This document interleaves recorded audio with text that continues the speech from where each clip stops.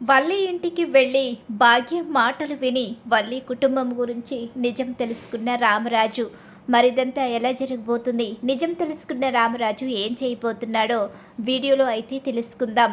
రామరాజు వల్లి కుటుంబం గురించి నిజం తెలుసుకోవాలని కోరుకునే వాళ్ళు వెంటనే మా వీడియోని అయితే లైక్ చేసేయండి.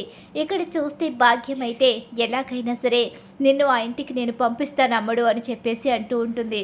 భాగ్యం మళ్ళీ ఏదో ఒక ప్లాన్ వేసేసి ఎలాగైనా అమ్మడిని అక్కడికి పంపించేవే బాబు, లేకపోతే అమ్మడు మనల్ని చంపేసేలా ఉంది, వేస్తాను కదా. ఆ ప్రేమ నర్మద ఇద్దరూ కలిసి మనమ్మడి జీవితంతో ఆడుకుంటున్నారు. ఎట్టి పరిస్థితిలోని వాళ్ళని విడిచిపెట్టేదే లేదు. మన అమ్మడిని అక్కడికి పంపించే తీరతాను అని చెప్పేసి భాగ్యం అయితే శబదాల మీద శబదాలు చేసేస్తూ ఉంటుంది. ఇక్కడ చూస్తే ఇక ప్రేమతో అయితే మాట్లాడుతూ ఉంటుంది నర్మద. ఇక వల్లి అక్క ఏదో రకంగా ఇక్కడికి రావాలని ట్రై చేస్తుంది. కానీ వల్లి అక్కలో మార్పు వచ్చిన తర్వాతే ఈ ఇంట్లో అడుగు పెట్టనివ్వాలి, లేకపోతే మాత్రం వల్లి అక్క మళ్ళీ తను ఈ ఇంట్లో చిచ్చులు పెట్టడానికే ప్రయత్నిస్తూ ఉంటుంది. అవునక్క, ఎట్టి పరిస్థితిలోని కూడా వల్లి అక్కలో మార్పు రాకుండా ఈ ఇంట్లోకి రానివ్వకూడదు అని చెప్పేసి ప్రేమ నర్మద ఇద్దరూ కూడా అనుకుంటూ ఉంటారు. ఇక్కడ చూస్తే ధీరజ్ అయితే మాత్రం ప్రేమ మీద పైకి చిరాకు పడుతూ ఉంటాడు. కానీ ప్రేమకు అలా సేవలు చేయడం అనేది ధీరజ్కి చాలా ఇష్టం. ధీరజ్కి ప్రేమ అంటే ఎంతో ప్రేమ ఉంటుంది. కానీ ధీరజు పైకి ఆ ప్రేమని చూపించడానికి ఇష్టపడడు. ఎందుకంటే అమూల్య విషయంలో ప్రేమే తప్పు చేసిందని అనుకుంటున్నాడు. కాబట్టి మనసు నిండా ప్రేమని నింపుకొని తన భార్యకి చిన్న నిప్పు వచ్చినా సరే గబగబా పరుగులు పెడుతూ విసుక్కున్నట్టే కనిపిస్తూ ఇష్టపూర్వకంగానే పనులన్నీ చేస్తూ ఉంటాడు. నాకు తెలుసురా, నువ్వు ఏ పని ఇష్టపూర్వకంగానే చేస్తున్నావని తెలుసు, నీ మనసు నిండా నన్ను నింపుకున్నావని కూడా తెలుసురా. కాకపోతే పైకి అలా నటిస్తున్నావు. నీ మనసులో ఉన్న ప్రేమను బయటికి ఎలా తీసుకురావాలో నాకు తెలుసు కదా అని చెప్పేసి అనుకుంటూ ఉంటుంది ప్రేమ. అయితే వాళ్ళిద్దరి మధ్య అలా మరింతగా ప్రేమ అయితే పెరగడం మొదలవుతుంది. ఇక ఇక్కడ చూస్తే వల్లి విషయంలో ఆలోచిస్తూ ఉంటాడు చందు. అయితే వల్లిని ఎన్ని రోజులని వాళ్ళ పుట్టింట్లో ఉండనివ్వగలం? వల్లి గురించి నిజం చెప్పకపోతే నాన్న ఏదో ఒకరోజు మళ్ళీ వల్లిని ఇక్కడికి తీసుకుని రమ్మంటారు. వల్లి ఇక్కడికి వచ్చిన అబద్ధాలు చెప్తూ మోసాలు చేస్తూనే ఉంటుంది. వల్లి గురించి నాన్న ఏదో ఒకరోజు నిజం తెలుసుకుని తీరాలి. కానీ ప్రేమ నర్మద ఇద్దరు కూడా వల్లి గురించి నాన్న దగ్గర నిజం చెప్పనివ్వడం లేదు. అలా అని ఎంతకాలం నిజాన్ని దాచిపెడతామో? నిజం తెలిస్తేనే కదా నాన్న ఏదో ఒక నిర్ణయం తీసుకుంటారు. నిజం తెలిస్తే తట్టుకోలేరు. కానీ నిజం తెలియకుండా మేనేజ్ చేయడం కూడా చాలా కష్టం అని చెప్పేసి చందు ఆలోచిస్తూ ఉంటాడు. అలా అని వల్లిని క్షమించి ఇంటికి తీసుకుని రాలేను నేనని చెప్పేసి చందు అయితే వల్లి విషయంలో కోపంగానే ఉంటాడు. ఎంత చెప్పినా ఎవరు చెప్పినా వినిపించుకునే పరిస్థితి అయితే చందు దగ్గర ఉండదు. ఇక్కడ వల్లి ఏంటో, నేను అంటే అంత ఇష్టపడే మా బావ నన్ను తప్పులు చేశానని చెప్పి బయటికి గెంటేశాడు. ఇంకెప్పటికీ నన్ను క్షమించను అంటున్నాడు. ఎప్పుడు నేను ఆ ఇంటికి వెళ్తానో మా అమ్మ చూస్తే ప్లాన్లు చేశాను అని అంటుంది. కానీ ఏం ప్లాన్ చేసిందో తెలియదు. అన్ని ప్లాన్లు బెడిసి కొడుతూనే ఉన్నాయి. ఆ నర్మద ప్రేమ ఇద్దరూ కూడా నన్ను ఆ ఇంట్లో అడుగు పెట్టనిచ్చేలాగే లేరని చెప్పేసి వల్లి ఆలోచించుకుంటూ ఉంటుంది. రామరాజు అటుగా బయటికైతే వెళుతూ ఉంటాడు. అలా బయటికి వెళుతూ వల్లి లేక అలాగే వేదవతి కూడా లేక ఇంట్లో అసలు సందడే కనిపించడం లేదు. వల్లి ఉంటే ఇంట్లో మహాలక్ష్మిలా తిరుగుతూ ఉండేది. వేదవతి ఉంటే నా చుట్టూ ఏవండి ఏవండి అంటూ తిరిగేది. వేదవతికి దూరంగా ఎప్పుడూ ఉండలేదు. వేదవతి లేకపోవడంతో అసలు నాకు నా జీవితం మీదే విరక్తి కలుగుతుంది. ఏంటి ఇలా మాట్లాడుతున్నాను? అవును, వేదవతికి దూరంగా ఏ రోజు బ్రతకలేదు. ప్రేమించి పెళ్లి చేసుకున్న దగ్గర నుంచి తనతోనే కలిసి బ్రతికాను. అనుక్షణం తను నా నీడలా ఉంటూ వచ్చింది. నా కష్ట సుఖాల్లో తోడుగా నిలబడింది. గొప్పింటి నుంచి వచ్చినా కూడా ఎన్నో కష్టాన్ని నాతో పాటు ఎదుర్కొంటూ ఇప్పుడు ఈ స్టేజ్కి వచ్చాము. కానీ ఈరోజు తనకి దూరంగా ఉండాల్సి వస్తుంది. ఎప్పుడొస్తా వేదవతి అని చెప్పేసి భార్యని తలుచుకుంటూ ఉంటాడు. ఇలా తలుచుకుంటూనే అటుగా వెళుతూ ఉంటాడు. అలా వెళుతూ ఉండగానే ఈలోగా అవును, ఇదే కదా, ఇక్కడే కదా వీళ్ళు పాపం భాగ్యం చెల్లమ్మకి కాలేదో బాలేదు విరిగిందని చందు చెప్పాడు.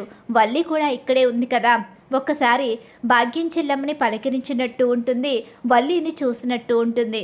వాళ్ళ ఇంటికి వెళ్ళి కనిపించి వద్దామని చెప్పేసి వెళుతూ ఉన్న రామరాజు దారిలో అనుకుంటూ ఆగుతాడు వాళ్ళ ఇంటి దగ్గర. అలా ఆగేసరికి ఈలోగా రామరాజు వస్తాడన్న విషయం తెలియదు కదా ఇక్కడ. వీళ్ళైతే మాత్రం ప్లాన్లు చేస్తూ కుట్రలు చేస్తూ ఉంటారు. భాగ్యం అయితే అంటూ ఉంటుంది, అమ్మడు ఎలాగైనా సరే నువ్వు మళ్ళీ ఆ ఇంట్లో అడుగు పెట్టాల్సిందే అని చెప్పేసి అంటూ ఉండగానే ఈలోగా రామరాజు వస్తాడు. ఏంటి భాగ్యం చెల్లమ్మ ఎలాగైనా అడుగు పెట్టాలి అంటుందేంటి అని గుమ్మం దగ్గరే ఆగిపోతాడు. అమ్మోయ్ ఎలా పంపిస్తావు నన్ను ఆయనేమో బయటికి గెంటేశాడు. ఆ నర్మదా ప్రేమ ఇద్దరూ కూడా నా గురించి నిజాలు బయట పెట్టేశారు. అమ్మోయ్ ఇంకో విషయం, నా గురించి అసలు విషయం బయట పెట్టలేదు. ఏంటో తెలుసా? అదే అమ్మడు, నాకు తెలుసులే, మనము డబ్బున్న వాళ్ళమని చెప్పేసి అలాగే గొప్ప వాళ్ళమని ఆస్తి పోయిందని వాళ్ళని నమ్మించి మోసం చేశాం కదా. ఆ విషయం అయితే అల్లుడి గారికి ఇంకా తెలియలేదు. 10 లక్షల విషయంలో కూడా ఇక అల్లుడి దగ్గర మనము డబ్బు లేదని, డబ్బు పోయిందని చెప్పి అల్లుడి దగ్గరే మనం 10 లక్షలు తీసుకుని పెళ్లి చేశాం. ఆ 10 లక్షల కోసమే అమూల్యకి అలాగే విశ్వక్కి మధ్య ప్రేమ రాయబారాన్ని నడిపాం. ఇక నీ చదువు విషయంలోని అబద్ధమాడాం. ఇవన్నీ కొన్ని నిజాలు తెలిసిన మరికొన్ని నిజాలు అల్లుడి గారికి ఇంకా తెలియదు. ఆ నిజాలు ఎప్పటికీ తెలియకుండా దాచిపెట్టాలి. ముఖ్యంగా అల్లుడి గారికి కాదు, ఆ రామరాజు గారికి అసలు ఎట్టి పరిస్థితిలోని నిజం తెలియకూడదు. అయ్యో బాబోయ్, మావయ్య గారికి కనుక నిజం తెలిసిందంటే నన్ను చంపేస్తారు. అబద్ధాలు ఆడి మోసాలు చేసి నన్ను ఆ ఇంటి కోడలుగా పంపించారు అన్న విషయం కనుక బయటపడింది అంటే మావయ్య గారి దగ్గర ఇంకేమైనా ఉందా? ఆయన నా చదువు గురించి అలాగే అమూల్య ప్రేమ గురించి నా విషయంలో నిజం తెలుసుకున్నారు. కానీ ఆ నిజాలు ఇంకా మావయ్య దగ్గర బయట పెట్టలేదు. తెలిస్తే ఇలా ఎందుకు ఊరుకుంటారు? ఎప్పుడో ఇక్కడికి వచ్చి మనందరినీ చంపేసేవారు మావయ్య. కాకపోతే ఆ నిజాలు ఇంకా తెలియదు కాబట్టి మనం ఇంకా ప్రశాంతంగా ఉన్నాం. ఆ ప్రేమ నర్మద నా గురించి ఎప్పుడో తెలుసుకున్నారు, కానీ నా గురించి బయట పెట్టకుండా చిన్నాళ్ళు దాచిపెట్టారు. ఇదంతా నీ వల్లే జరిగింది. వాళ్ళు నిజం బయట పెట్టకుండా నా కాపురాన్ని నాశనం చేయకూడదు, నన్ను మార్చాలి అనుకున్నారు. నువ్వు వాళ్ళ మీద కుట్రలు కుతంత్రాలు చేసి వాళ్ళ కాపురాలు నాశనం చేసే పరిస్థితికి తీసుకురమ్మని చెప్పావు. నేను కూడా నేరాన్ని వాళ్ళ మీద తోసేసి వాళ్ళు బాధపడుతుంటే హ్యాపీగా ఫీల్ అయ్యాను. ఇప్పుడు నా కాపురానికే ఎసరు పెట్టారు వాళ్ళు. అందుకే మరి చెడు ఎప్పుడు ఎన్నో రోజులు నిలబడదని చెప్తాను అని చెప్పంటూ ఉండగానే, అమ్మడు మనం మన జీవితాన్ని నిలబెట్టుకోవాలంటే అబద్ధాలు మోసాలు చేయక తప్పదు. మళ్ళాంటి వాళ్లకు అది వెన్నతో పెట్టిన విద్య. ఆ విషయం నీకు కూడా తెలుసు కదా. తెలుసో అమ్మాయి, కానీ ఇప్పుడు ఏం చేయాలి? ఎలా నేను మళ్ళీ ఆ ఇంట్లో అడుగు పెట్టాలి? నేను ఎలా వెళ్ళగలను? నన్ను మా బావ రానివ్వడం లేదు కదా, ఆయన నన్ను ఇంట్లోకి రానిచ్చేలా కనిపించడం లేదు అని చెప్పేసి అంటూ ఉండగానే ఈ నిజాలన్నీ కూడా వినేసి ఇక ఒక్కసారే షాక్ అయిపోతాడు రామరాజు. ఆ నిజాలన్నీ విన్న రామరాజు ఒక్కసారే భాగ్యం అంటూ గట్టిగా అరుస్తాడు. అలా అరిచేసరికి షాక్ అయిపోయి చూస్తూ ఉండిపోతారు భాగ్యం, వల్లి, ఆనందరావు ముగ్గురు కూడా. బావగారు మీరా మీరా రండి బావగారు, రండి బావగారు, రెండన్నయ్య గారు అని చెప్పేసి వినయాన్ని నటిస్తూ ఏమీ తెలియనట్టుగా, అమ్మో వినేశాడా ఏంటి అని కంగారు పడుతూ ఉంటాను. మోసం చేసి అబద్ధాలు చెప్పి మీ కూతుర్ని మా ఇంటి కోడలిగా పంపించిందే కాకుండా నా ఇద్దరి కోడళ్ళ బ్రతుకులతో ఆడుకుని వాళ్ళ కాపురాలు నాశనం చేసి నా కూతురు జీవితాన్ని నాశనం చేయాలని చూసారా?